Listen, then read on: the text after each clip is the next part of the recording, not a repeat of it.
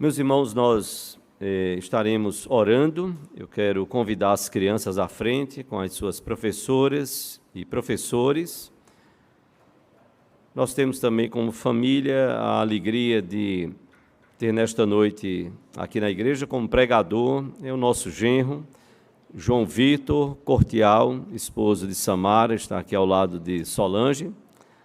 Foi membro aqui da igreja até que ele roubou-a.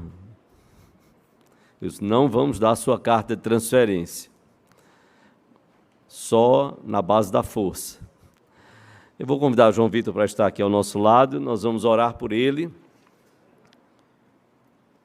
Ele está cursando teologia, o curso de bacharel em teologia, no seminário de Greenville, cidade da Carolina do Norte, nos Estados Unidos. Está atualmente ainda fazendo o curso online, mas a gente já vai sentindo um pouquinho de tristeza por uma distância que precisará acontecer. Ele precisará passar 2 anos com Samara lá para terminar o curso, iriam no meio do próximo ano, e a gente começou a orar, de repente veio um zap: olha, nós não vamos mais no meio, agora só em dezembro do próximo ano. Eu disse: Solange, temos que continuar orando, mas a gente sabe que ele tem as funções acadêmicas a serem cumpridas, é o Seminário Presbiteriano de Greenville, nos Estados Unidos. Vamos orar, vamos curvar a nossa fronte, pedindo que Deus possa abençoá-lo, que ele possa se sentir à vontade no nosso meio. Já ouvi pregando, e assim como Deus nos abençoou em outros momentos, nós esperamos também que Deus possa abençoar a igreja nesse momento em que vamos meditar na sua palavra e aquilo que Deus colocou no coração do seu servo. Vamos orar. Pai Santo, nós estamos na tua presença e aqui estamos para exaltar e glorificar o teu nome. E de modo muito especial, Senhor, nós pedimos que tu possas falar aos nossos corações por graça e misericórdia. O Senhor possa usar da instrumentalidade de João Vitor, que o Senhor possa usá-lo para a glória do teu nome, que ele possa expor e pregar a tua palavra com fidelidade, alegria, na presença do Senhor, que o Senhor possa usá-lo, que o teu Espírito possa usá-lo como instrumento nas tuas mãos para edificação e salvação de vidas. Que o Senhor nos abençoe nesta noite, como tem nos abençoado com todo este culto. Que o Senhor possa receber tudo como algo agradável, uma oferta agradável ao Senhor. Te oramos assim por sua vida, por Samara, pelos seus familiares, que o Senhor possa abençoá-los, onde quer que eles estejam. Oramos-te em nome de Jesus, pedindo a tua bênção sobre os nossos pequeninos, que o Senhor possa abençoar professoras e professores, usando-os também como instrumentos nas mãos do teu Espírito. Que oramos assim em nome de Jesus e para a glória dele. Amém, Senhor.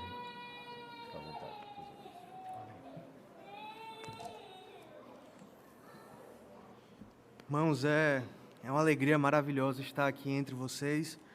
Eu queria muito agradecer ao conselho dessa igreja por essa oportunidade, principalmente na pessoa, do reverendíssimo pastor Petrônio Tavares. Então, abramos as nossas Bíblias no livro de Salmo. Nós leremos o Salmo 114. Salmo 114, o Salmo de Aleluia. Diz assim a palavra do nosso poderoso Deus: quando saiu Israel do Egito, a casa de Jacó do meio de um povo de língua estranha, Judá se tornou o seu santuário e Israel o seu domínio. O mar viu isso e fugiu, o Jordão tornou atrás, os montes saltaram como carneiros e as colinas como cordeiros do rebanho. Que tens, ó mar, que assim foges? E tu, Jordão, para tornares atrás? Montes, por que saltais como carneiros? E vós, colinas, como cordeiros do rebanho? Estremece, ó terra, na presença do Senhor, na presença do Deus de Jacó, o qual converteu a rocha em lençol de água e o seixo em manancial. Estremece, ó terra, na presença do Senhor, na presença do Deus de Jacó. Seca-se a erva e cai a sua flor, mas a palavra do nosso Deus permanece para todos sempre. Amém. Oremos rogando as bênçãos do Senhor sobre este momento de exposição da palavra.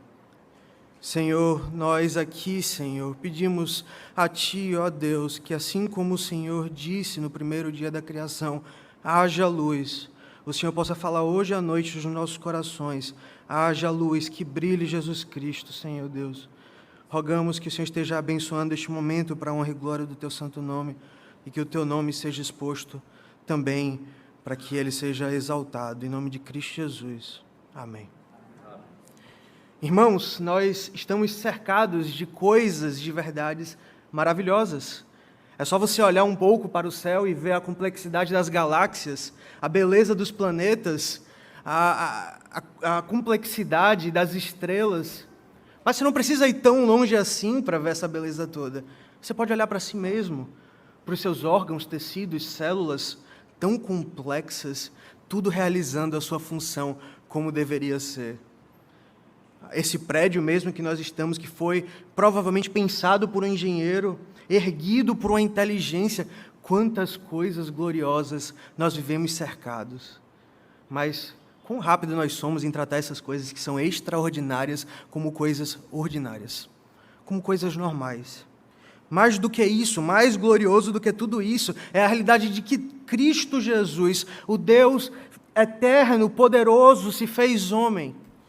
Ele veio, habitou conosco e morreu uma morte terrível de cruz no nosso lugar. Nos salvou do pecado, nos salvou de Satanás, nos salvou do nosso próprio eu, antigo, carne pecadora. Mas quão rápido nós somos em esquecer dessa gloriosa verdade e viver a vida como se isso não fosse absolutamente nada. Quão rápido nós somos em esquecer essas coisas e ir atrás dos nossos próprios deuses, dos nossos próprios ídolos. Se você já teve a oportunidade de ler o Antigo Testamento, você vai ver que o povo de Israel incorria nesse mesmo erro diversas vezes. Deus, de forma poderosa, Adonai tirou o povo com mão forte e poderosa do Egito, salvou tantas vezes dos seus próprios pecados, da morte, da condenação. E esse povo ainda tem coragem de fazer um bezerro de ouro. E esse povo ainda tem coragem de ir atrás de outros deuses. Esse povo tratava coisas gloriosas como se fossem coisas ordinárias. E esse salmo nos ensina, irmãos, nesta noite, de que nós somos esquecidos e Deus sabe disso. Deus sabe a nossa estrutura, como diz o salmista, conhece que somos pó. E é por isso que Deus não fez do êxodo, aquele êxodo de Moisés no Egito, Ele não fez da nossa salvação em Jesus Cristo um compêndio de teologia sistemática. Ele não fez um dicionário de teologia, mas Ele fez do êxodo uma refeição, que é a Páscoa. Ele transformou nossa salvação numa ceia. E como é que essa salvação vai se espalhar pela loucura da pregação?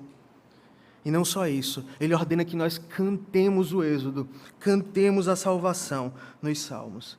E é por isso, irmãos, que nesta noite nós vamos aprender a grande canção da salvação. Nós aprenderemos que Deus nos ensina o seu poder e a sua presença na nossa salvação. Deus, em meio ao nosso esquecimento, nos ensina a cantar a canção do seu poder e da sua presença na nossa salvação. E nós veremos isso em duas partes. Primeiro, do verso 1 ao verso 6, nós vamos ver que Deus nos ensina a cantar o seu poder em nossa salvação. E do verso 7 ao verso 8, nós vamos ver que onde Deus age em seu poder, Ele também está presente. Então, Ele também vai nos ensinar a cantar a sua presença em nossa salvação. Então, em primeiro lugar, olhemos como este salmo daqui é uma grande demonstração do poder de Deus. Deus nos ensinando a cantar o seu poder. Mas, antes de tudo, é importante entendermos onde é que esse salmo está na estrutura do saltério como organizado pelo nosso Senhor. O Salmo 114 é um salmo de Alel, ou um salmo de aleluia. E ele recebe esse nome exatamente porque esse compilado de salmo, que vai do Salmo 111 ao Salmo 117, é recheado de aleluias. Até então, no livro dos Salmos, não teve nenhum aleluia. E a partir do 111, 112, 113, 115, 16 e 17, nós vamos ter vários aleluias, ou louvado seja o Senhor, que é a tradução. Todos os salmos têm, menos esse, o nosso salmo. Vejam comigo, por favor, irmãos, voltem um pouco para o Salmo 111, versículo 1, veja como ele começa. Aleluia, de todo o coração rendei graças. No final do Salmo 111, também termina com aleluia. O temor do Senhor é o princípio da sabedoria, revelam prudência a todos os que praticam. Veja, o seu louvor, as aleluias permanecem para sempre. Salmo 112 começa com aleluia, aleluia, bem-aventurado o homem. 113 começa com aleluia, aleluia, louvai os servos do Senhor. 114 não tem aleluia. O 115 termina com aleluia, veja no final do 115. Nós, porém, bendiremos o Senhor desde agora para sempre, aleluia. Salmo 116 termina com aleluia. No meio de ti, ó Jerusalém, aleluia. Salmo 117, tão pequeno, começa e termina com aleluia. Louvai ao Senhor, aleluia ao Senhor, e no final tem, subsiste, a fidelidade do Senhor subsiste para sempre, aleluia. Se você desenhar, irmãos, num papel esses aleluias, esses salmos, e você for com um lápis pegando cada um desses aleluias, você vai ver que o formato é de um X. O formato que dá do Salmo 111 ao 117 de aleluias é um X. E o meio do X é a sustentação de toda a letra. É onde se encontram todos os aleluias. E é por isso que na poesia hebraica, inclusive esse formato na poesia hebraica se chama quiasmo, nós chamamos hoje de quiasmo porque se assemelha à letra qui do grego, que parece com o nosso X. Esse formato diz que todos os aleluias se encontram nesse salmo. Esse salmo ele é a unidade temática, a razão pela qual nós devemos cantar aleluias. Então, por que nós cantamos aleluia? Porque desde o Salmo 111 ao Salmo 117, nós estamos cantando aleluias. Veja logo no começo do Salmo 114. O Salmo começa dessa forma. Quando saiu Israel do Egito. Do Salmo 111 ao Salmo 117, o povo de Deus está sendo convidado a cantar a salvação maravilhosa que o Senhor nos deu no Egito. São canções de redenção, são canções de salvação. E o Salmo 114 dá motivo para todos os outros salmos. Aleluia, Salmo 111, Salmo 112, Salmo 113. Tudo porque o Senhor nos salvou. A salvação do Senhor é motivo de cantarmos aleluia do começo até o fim da nossa vida.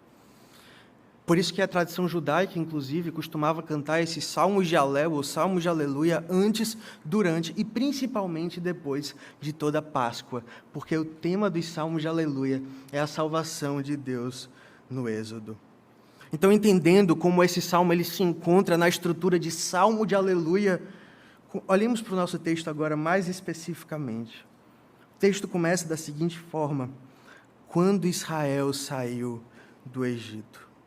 A nação do Egito, como alguns conhecem, era uma superpotência do seu tempo. A nação do Egito, a gente, até hoje, na verdade, o Império Egípcio, a gente se impressiona com as maravilhas arqueológicas que nós tanto encontramos até hoje. A arquitetura, a cultura, o desenvolvimento em geral, são coisas gloriosas. Nós não sabemos nem como foi feito todas essas coisas, e nem como seria possível com o trabalho de homens. E comparado com essa nação tão poderosa que era o Egito, o povo israelita, o povo de Israel, era como se fosse uma poeira, comparado com as dunas todas de Natal. Só um pedacinho de areia. Não tinha como competir, não tinha poder, não tinha nada. Os egípcios usavam essa vantagem para continuar a escravizar o povo de Deus, o povo de Israel, e era o pior tipo de escravidão que você podia imaginar. Mais tijolos, mais suor, mais trabalho, não tinha fim. E esse não é nem o pior, antes fosse. Mas Faraó estava impedindo o povo de Deus de adorar o único e verdadeiro Deus.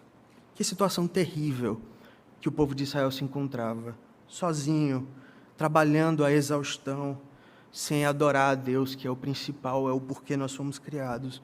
Eles não tinham absolutamente nenhuma esperança. Apenas uma mão poderosa poderia salvar Israel daquela situação. Apenas uma mão muito poderosa podia salvar Israel daquela situação. E é por isso que o Êxodo, durante todo o Pentateuco, nós vamos ver esse refrão sendo repetido Deus tirou Israel do Egito com mão poderosa e braço estendido. Apenas uma mão poderosa para salvar Israel do Egito. O verso 1 continua: quando Israel saiu do Egito, a casa de Jacó, do meio de um povo de uma língua estranha, centenas de anos de escravidão, e esse povo ainda era um povo de uma língua estranha. Irmãos, é difícil de imaginar como é que uma nação não seria completamente assimilada pela outra depois de tanto tempo, anos e anos, centenas e centenas de anos. Eu sou baiano, eu vim da Bahia, com meus pais. Meu pai veio a trabalho e toda a família veio junto. Quando eu volto para a Bahia, ninguém reconhece mais meu sotaque. Cada vez que eu volto para Recife, eu me torno mais recifense, aí eu volto para a Bahia e eu sou cada vez mais estranho para eles. Eu assimilei a língua em 10, 12 anos. Eu assimilei as formas de falar do pernambucano. Israel ainda era um povo, o Egito ainda era um povo de uma língua estranha. Depois de todo esse tempo, sendo escravizado, impedido de adorar a Deus, eles não sentiam que pertencia àquele lugar. Eles não sentiam que ali era o lugar deles. Eles se sentiam como peregrinos no Egito. É só um tempo de passagem. Matthew Henry, um comentarista puritano, inclusive muito bom nesse texto, ele vai apontar de que essa teimosia do povo de Deus em não ser assimilado pelos egípcios era um desejo fervente de serem livres e adorar a Deus. Irmãos, Deus plantou no coração do seu povo, Deus plantou no coração de Israel, Deus plantou no seu coração uma semente de descontentamento com as coisas desse mundo. Você não está contente com o Egito, você não está contente com a opressão do pecado. E você espera ardentemente o dia em que finalmente você seria livre do mundo, livre de Satanás e livre do pecado. Deus preservou o seu povo contra o poder dos egípcios e contra a cultura maligna, a língua estranha dos egípcios. O Salmo nos convida a cantar aleluias por isso. Mas por que Deus salvou o seu povo? Qual era o motivo de Deus ter salvado o seu povo?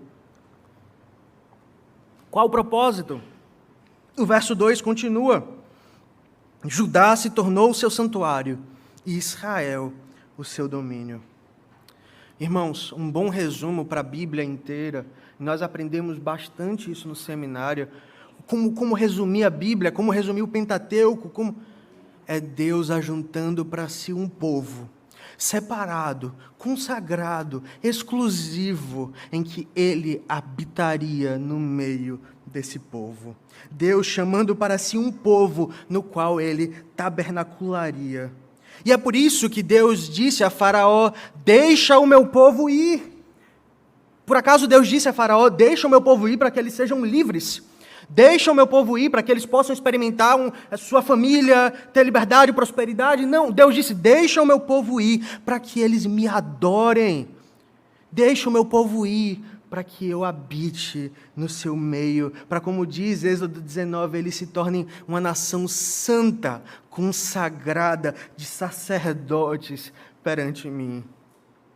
Deus está nos convidando então a cantar aleluias, irmãos, pois Ele poderia viver em qualquer outro lugar do mundo, Ele poderia habitar em todas as galáxias juntas. Na verdade, todas as galáxias juntas não seriam nem o estrado do seu pé, mas no seu poder, Ele escolheu habitar dentro de você. No seu poder, Ele escolhe habitar dentro do seu povo, tabernacular conosco. Por isso que Deus nos convida a cantar aleluia. O Deus eterno vive no meio do seu povo. Aleluia. Nosso salmo, então, nos convida a cantar o nome de Deus, o poder de Deus, pela forma que Ele livrou o seu povo. Veja comigo, por favor, irmãos, o verso 3 e 4.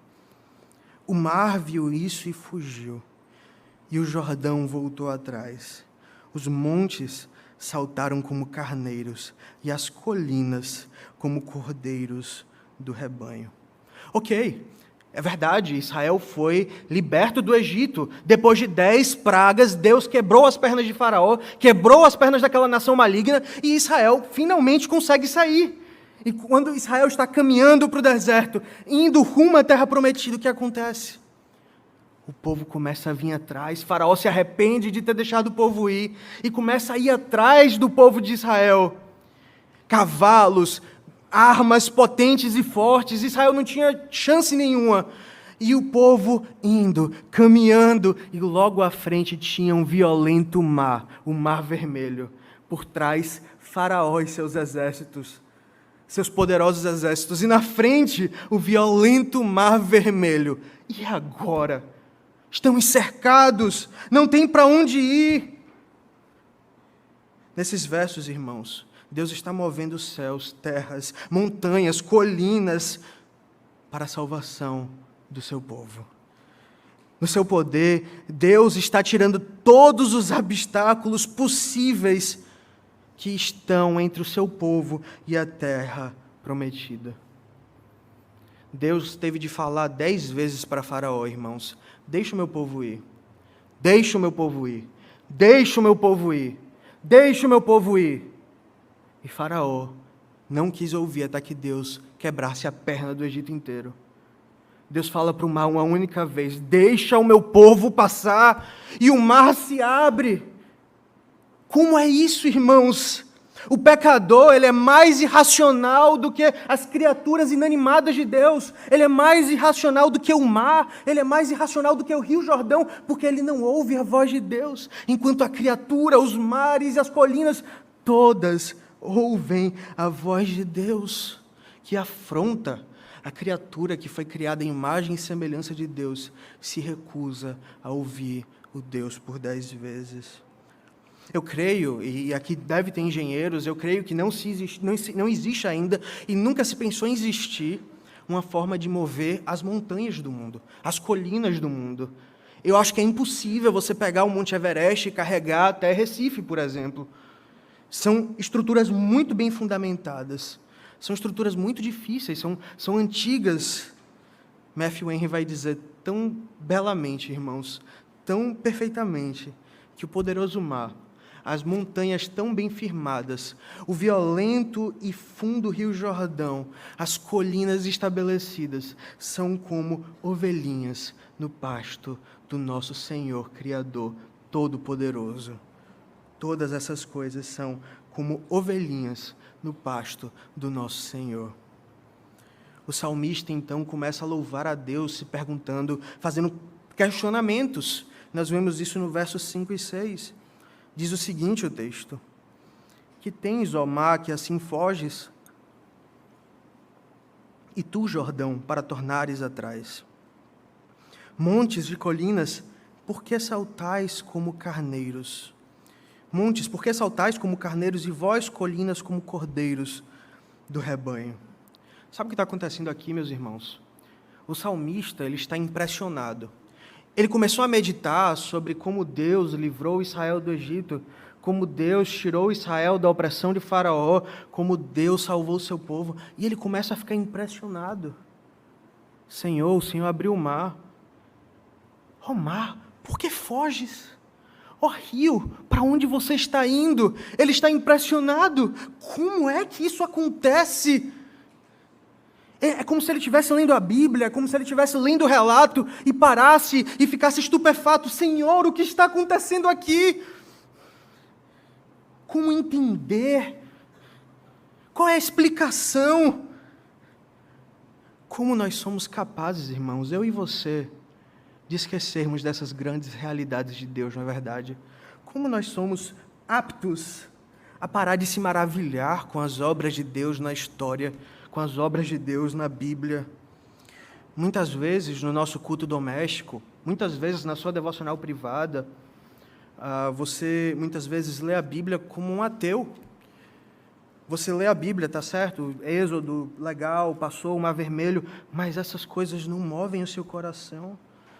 Você lê a Bíblia como se a Bíblia fosse palavra de homem, não palavra de Deus. Você passa por textos maravilhosos e não entende, e não para se maravilhar com essas coisas. Nosso coração não se move, não se emociona quando nós ouvimos a misericórdia de Deus, o poder maravilhosamente misericordioso do nosso Senhor. Nossa mente não treme com os julgamentos do Senhor contra o pecado. Que terrível é o pecado! Nós não sentimos essa ojeriza, esse nojo ao nosso próprio pecado. Nós paramos de nos maravilhar com as coisas grandiosas de Deus. Como pode uma virgem conceber? Como pode um sol parar? Me dê uma explicação, sol. Por que tu paraste? Esse salmo nos lembra, irmãos, que nós nunca devemos parar de ser tomado de louvor, ser tomado de um senso de pequenez diante da glória, diante da mão poderosa do nosso Senhor. Senhor, como assim, Senhor? Como assim que o Senhor fez o mar se abrir? Qual é a explicação? Me dê uma explicação, Deus. O que aconteceu com o Rio Jordão? E o sol que parou, o que aconteceu? Me dê uma explicação, eu demando uma explicação, montes, por que vocês pulam? Nós não lemos a Bíblia dessa forma, nós lemos como se fossem meramente palavras e histórias. Nós não nos maravilhamos com as grandes obras de Deus. Esses primeiros versos, meus irmãos, eles expressam quão poderosíssimo, quão poderoso, maravilhosamente poderoso é o nosso Deus. Ele demonstrou isso no Êxodo, como ele salvou o seu povo do Egito. E ele demonstra hoje, na nossa salvação, que também é um Êxodo. Irmãos, abram comigo, por favor, em Colossenses, capítulo 1, versículo 13. Colossenses, capítulo 1, versículo 13.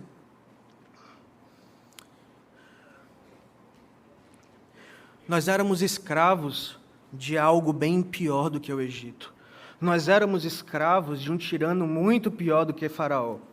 Muito mais maldoso. A escravidão que nós tínhamos era muito pior em muitos sentidos. Nós éramos escravos, vejam comigo, em Colossenses 1, versículo 13, Cristo Jesus nos libertou de onde? Onde éramos escravos? Do império das trevas.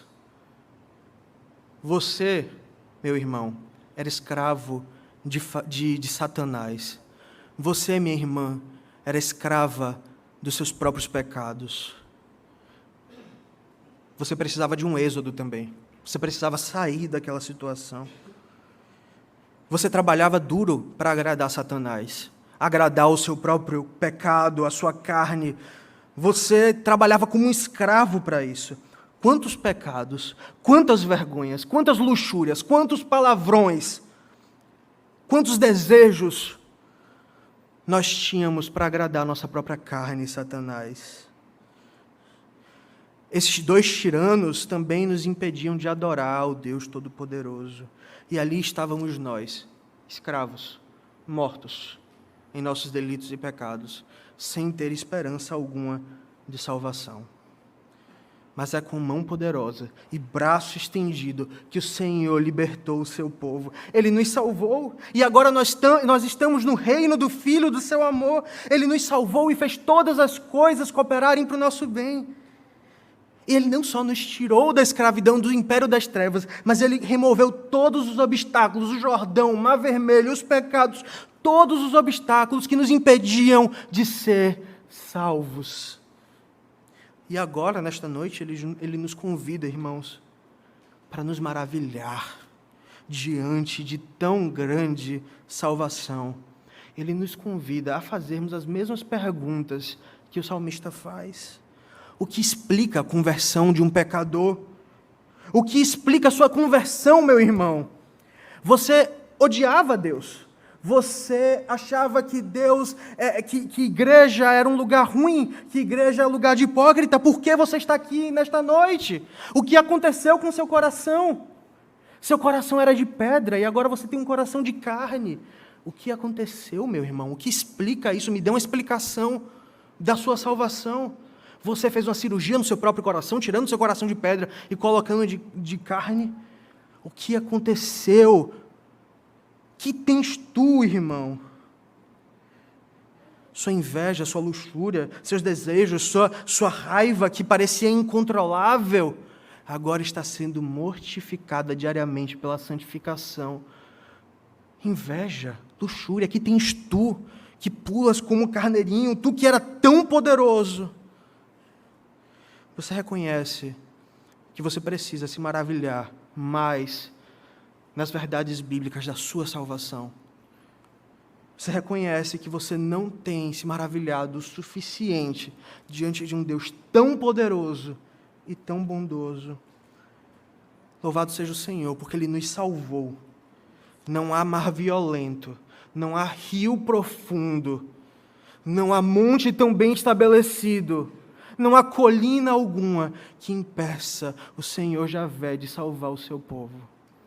O salmista nos convida a cantar, aleluia. Agora, irmãos, visto o poder de Deus na nossa salvação, olhemos para os 2 últimos versos e percebamos a presença do Senhor, como Deus nos ensina a cantar a sua presença na nossa salvação. Versículo 7 começa com uma explicação, né? Estremece, ó terra, na presença do Senhor, na presença do Deus de Jacó. Nós temos aqui um imperativo, estremece, ó terra. É como se o autor estivesse querendo dizer, terra, é o seu dever tremer. E por que essa parte é muito importante do texto? Porque primeiro o Salmo muda o foco. O Salmo começou com a saída de Israel do Egito, com o êxodo, com o faraó sendo derrotado, com o mar vermelho se abrindo, com o Jordão voltando, com os montes e colinas todos. O Salmo começa com o êxodo, com o povo de Israel. E agora o Salmo se direciona para toda a terra, para todos os povos, para todas as nações, todos os eleitos de Deus no mundo, inclusive eu e você. E segundo, esse imperativo, ele exige também uma explicação. Que tens tu, ó terra, que tremes? Por que tu tremes, terra? E nós temos a resposta, estremece, ó terra, na presença do Senhor, na presença do Deus de Jacó. A questão da presença do Senhor, irmãos, é um tema maravilhoso também na Bíblia. Desde Gênesis até Apocalipse, você vai ver essa verdade sendo repetida. Como é importante a presença de Deus com o seu povo. Deus estava presente no Êxodo. Onde? Na sarça ardente, com Moisés. Depois Deus estava presente também, aonde? No pilar de nuvens e de fogo, para ajudar o povo no deserto. Deus estava presente no tabernáculo. Deus estava presente na frente das guerras, protegendo o seu povo, guerreando por ele na arca. Deus estava presente em todos os lugares com seu povo no Êxodo. Não havia lugar que não era cheio da presença do nosso Senhor. Tanto que o salmista, quando reflete sobre isso, no Salmo 139, ele vai dizer, né? Senhor, Senhor, tu me cercas por detrás e por diante. Não tem lugar que o Senhor não esteja presente com seu povo. É um tema muito importante a presença. Um dia, irmãos, na história do Êxodo, o que acontece? Depois que o povo saiu, Moisés subiu ao Monte Sinai. Foi um monte em que Deus estava conversando com Moisés, passando as instruções, dando os 10 mandamentos.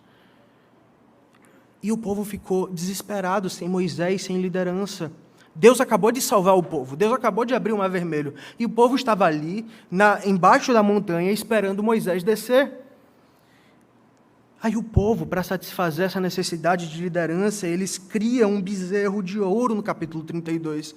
Eles criam um bezerro de ouro e falam, Israel, eis aí o seu Deus. Foi esse bezerro que te tirou da terra do Egito. E Deus se ira. Deus está irado com o seu povo e fala para Moisés, Moisés, vai tomar terra, porque eu prometi, mas eu não vou mais contigo. Eu vou te dar a terra, mas eu não vou mais contigo. Minha presença não está mais com você. Isso é no capítulo 32 de Êxodo. Que terrível. Moisés assustado, Moisés se assusta, Moisés se enche de medo, fica de joelhos perante o Senhor e diz, Senhor, se a sua presença não vai conosco, não nos tira daqui. Eu não quero ir para lugar nenhum se a sua presença não estiver, Senhor. Pode ser a terra prometida, pode ser rios de ouro, pode ser chuva de diamante. Eu não quero se o Senhor não estiver comigo. Não me agrada, Senhor. Se o Senhor não for conosco, não nos faça subir, ó Deus. Irmãos, até os céus, até o paraíso seria nada, sem valor, se o Senhor não estivesse presente lá. A glória do céu é que o Senhor vai estar conosco para todo sempre. E nós vimos isso, irmãos, principalmente na imagem de Apocalipse, quando não vai mais precisar de sol. A presença do Senhor vai brilhar e tudo será claro.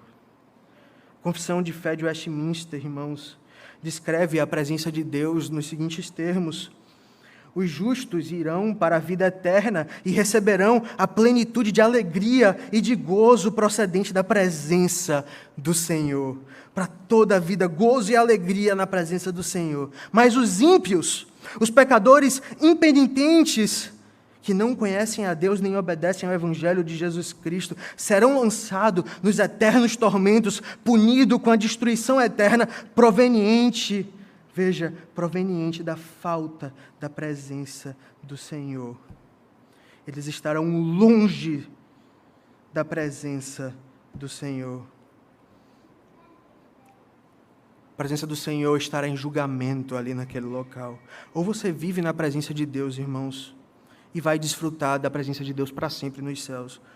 Ou você se contenta em viver uma vida longe de Deus e vai desfrutar do inferno eterno, de dores e sofrimento, longe do nosso Senhor misericordioso e perto da ira terrível do nosso Deus. Senhor, que seja a oração dos irmãos hoje à noite também, Senhor, nada vale a pena, absolutamente nada, se o Senhor não for conosco. Nada vale a pena se o Senhor não for conosco. Todas as criaturas, meus queridos, eles devem tremer na presença do Senhor. O mar foge, o Jordão torna atrás, as montanhas pulam, as colinas pulam como cordeirinhos. Mas quão triste é perceber que eu e você achamos a presença de Deus entediante. Você tem se deleitado na presença de Deus quando você ora ao Senhor? Você tem acesso ao trono do nosso Senhor a partir da oração? Ou a oração é simplesmente a repetição de palavras automáticas que você já tem gravada na sua cabeça, que você simplesmente joga no colo do nosso Deus?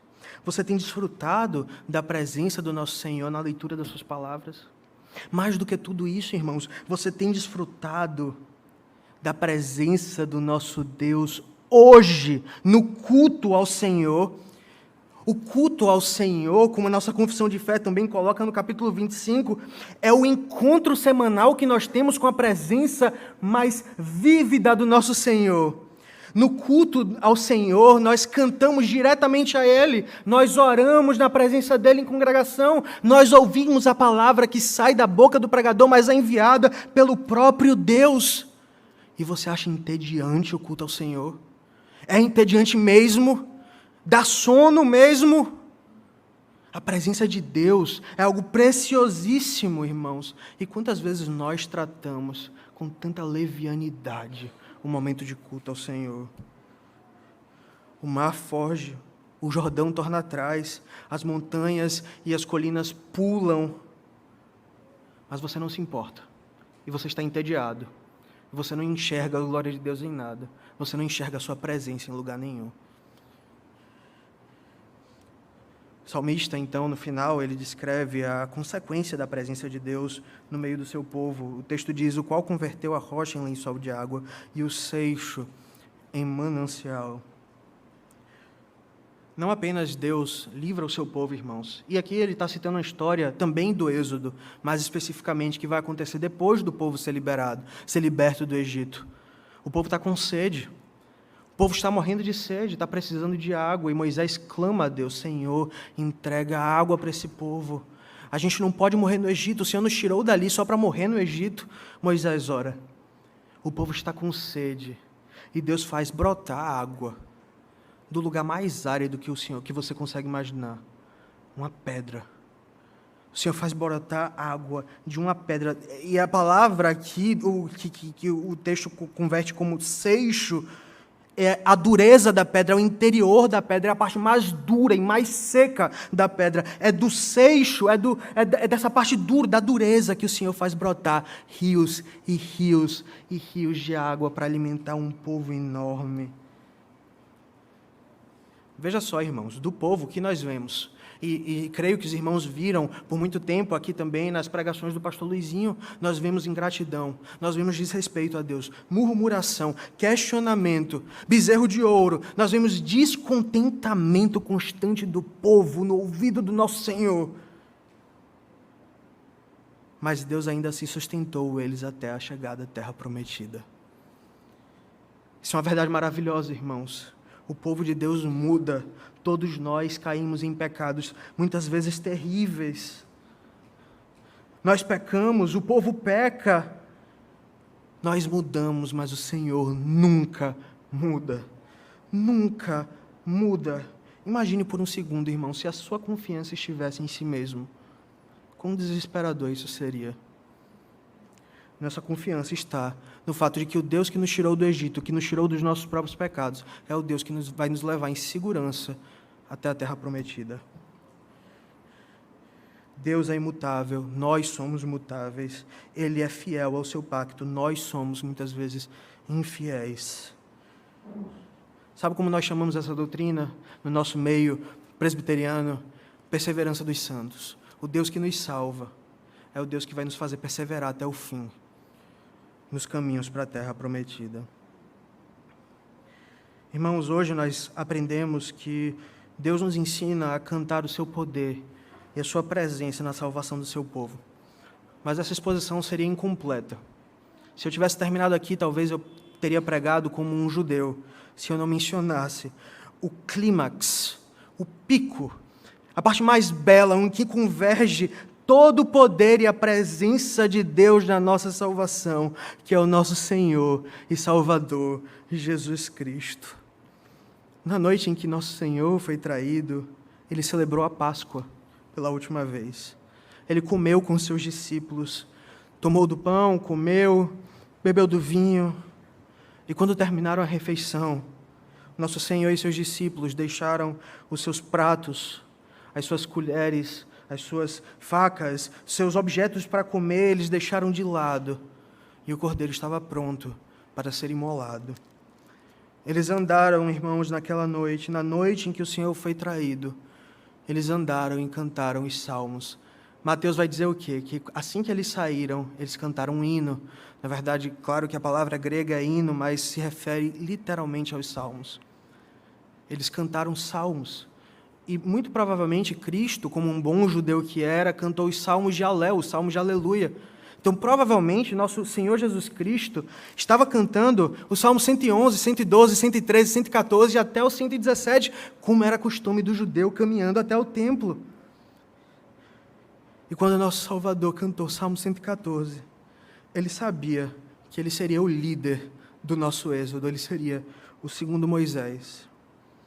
Ele sabia, meus irmãos, que a escravidão do povo no Egito, ele sabia que a tirania de Faraó, que a morte dos primogênitos, que a morte do Cordeiro Pascual, que o sangue nos umbrais da porta, que o anjo da morte, todas essas coisas apontavam para aquele momento, para o momento em que Cristo iria liderar o nosso êxodo naquela cruz maldita. Como segundo Moisés, meus irmãos, ele desceu não ao Egito, ele não desceu ao Egito como Moisés fez e falou com o faraó. Ele desceu ao Hades, como diz a nossa confissão, para salvar o seu povo. Ele olhou não nos olhos de faraó, ele olhou nos olhos da serpente e falou: deixa o meu povo ir, para que eles me adorem, para que eles se tornem o meu santuário, para que o Espírito Santo habite neles. Deixa o meu povo ir, serpente imunda.